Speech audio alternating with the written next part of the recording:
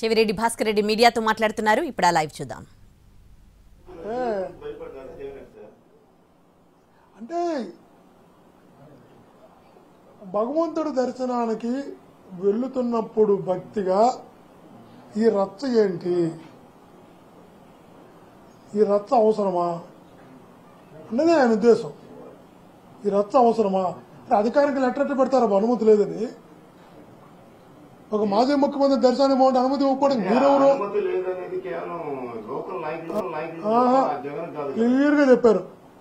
మాజీ ముఖ్యమంత్రి జగన్మోహన్ రెడ్డి గారి పర్యటనకు ప్రభుత్వ అనుమతి లేనందున ఎవరైనా పాల్గొంటే చట్టరీత్యా శిక్షిస్తాం. అర్థమేమే?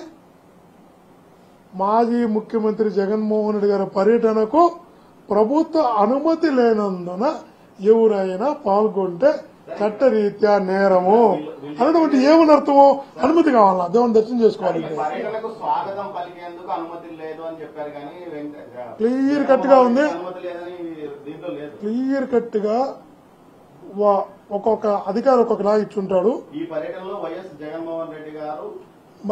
క్లియర్ కట్ గా ఇచ్చిన కాదు కదా, నీకు కాదు నువ్వు కాదు నువ్వు చదివేది కాదు.